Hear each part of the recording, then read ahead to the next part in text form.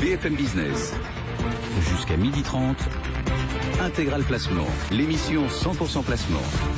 Guillaume Sommerer. Et à présent, comme chaque jour, on vous apporte des clés pour booster vos placements, trouver du rendement. Pourquoi pas investir dans des SCPI spécialisés? On va vous apporter des éclairages, des clés. On va vous dire surtout de quoi il s'agit avec Philippe Gourdelier. Bonjour Philippe. Bonjour. Vous êtes le cofondateur de Patrimea. On peut peut-être commencer par rappeler globalement sur quels actifs investissent les SCPI. Alors les SCPI, donc les véhicules immobiliers, sont investis majoritairement en bureau.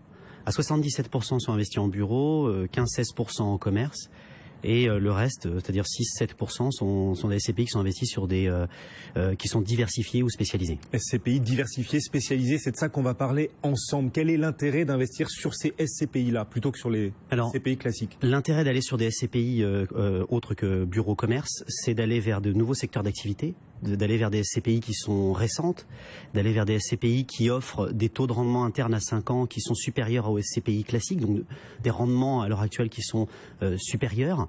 Et puis on est sur des SCPI qui sont tournés vers des secteurs d'activité, comme on l'a dit, qui sont différents, mais aussi qui sont moins corrélés à l'évolution de l'économique. Alors quel secteur?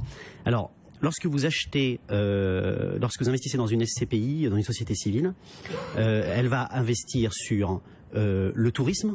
C'est spécialisé, c'est CPI spécialisé sur du tourisme, l'hôtellerie, le bien-être, sur la santé. Donc des murs de cliniques, des EHPAD, des établissements spécialisés Alzheimer ou autres, sur des parkings, sur par exemple aussi l'éducation, donc des murs de crèches, des murs d'écoles. Et ces SCPI spécialisés, vous le disiez, sur l'éducation, sur l'hôtellerie, sur les cliniques, ces SCPI spécialisés apportent vraiment un meilleur rendement que les SCPI de commerce, de bureau? Alors l'objectif, c'est pas d'offrir un meilleur rendement, c'est d'offrir du rendement à peu près équivalent à celle de SCPI classique. On est sur des rendements entre 5% et 6,30 pour les meilleurs.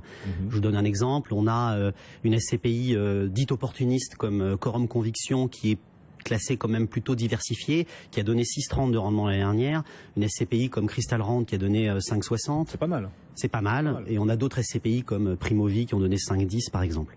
Ouais. Donc bon rendement, au moins égaux au rendement des SCPI classiques. Ouais. Et la sécurité, c'est plus sécuritaire d'investir dans des SCPI spécialisées comme celles que vous nous proposez? Alors c'est pas plus sécuritaire. On va dire que il n'y a pas de garantie de rendement, pas de garantie en capital comme les SCPI classiques. Par contre, on a peut-être sur certains biens une meilleure visibilité une meilleure récurrence sur les revenus. Parce qu'on a des baux à 6 ans, 9 ans, 12 ans. Vous imaginez quand vous achetez des biens, les murs d'une école de commerce par exemple, comme ça a été le cas pour une SCPI comme Primovie qui a acheté les murs d'une école de commerce à Bordeaux. Eh bien l'école de commerce généralement elle va rester longtemps, elle va pas partir au bout d'un an ou au bout de 2 ans. Donc il y a quand même une visibilité sur les revenus. Et vous avez aussi un marché qui est en croissance. L'hôtellerie, c'est une croissance de 4% par an attendue, donc on a quand même un marché en croissance. La démographie qui fait qu'on va avoir de plus en plus besoin de maisons de retraite, d'EHPAD.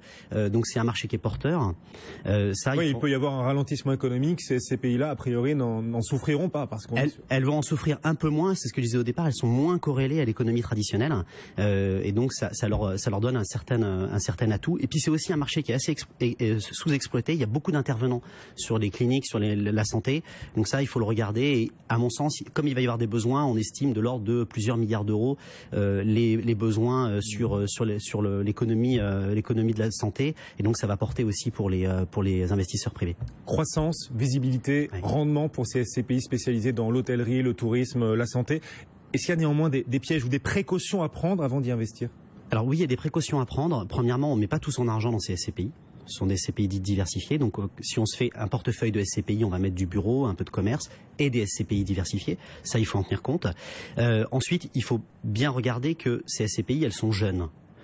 Donc elles sont de taille moyenne, modeste. Et on n'a pas un gros historique de performance? Il n'y a pas d'historique de performance, assez peu. Et donc on achète plus une thématique plutôt qu'un patrimoine. Voilà, donc il faut bien en tenir compte. La liquidité en plus est pour l'instant assez réduite.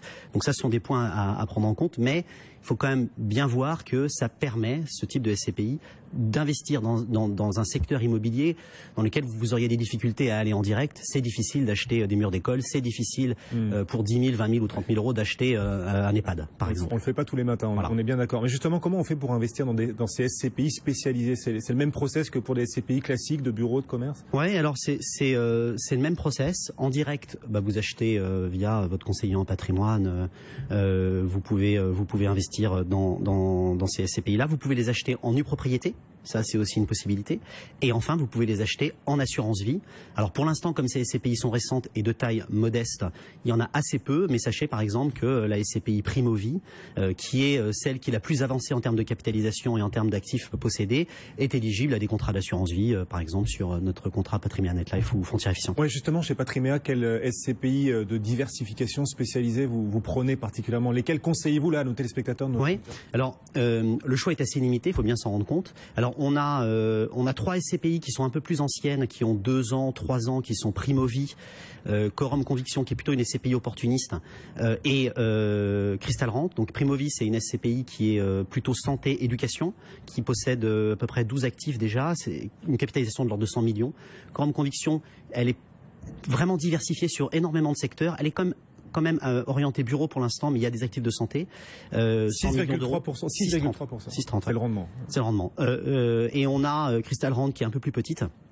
Et enfin, on a 2 SCPI qui sont nouvelles, qui sont Pierre Val Santé de Rial AM, qui ont été lancées cette année. Celle-ci a été lancée cette année. Donc là, vraiment thématique santé uniquement sur des murs de cliniques, sur des établissements spécialisés. Et Foncia Hébergimo, qui elle a plus une thématique hôtellerie, qui a été lancée en milieu d'année dernière, et centre de congrès et autres, qui a acheté son premier actif en fin d'année dernière. Foncia Hébergimo, Hébergimo comme l'hôtellerie. Hein, voilà. Exactement. C'est sa spécialité. Voilà quelques idées de SCPI spécialisés dans lesquels investir, ces SCPI qui montent en puissance. Merci beaucoup. De rien. Philippe Gourdelier, le cofondateur de Patrimea. Le CAC 40 progresse de plus en plus, ça accélère, plus 0,8%, 4486 points, on n'est plus qu'à 10 points, 10 petits points des plus hauts annuels. On va en reparler dans un instant avec nos traders, ce sera le match des traders et on reviendra bien sûr sur cette rumeur, grosse rumeur d'une fusion entre Alstom et General Electric. En fait, ce serait surtout un rachat d'Alstom par General Electric. On en parle dans un instant. À tout de suite.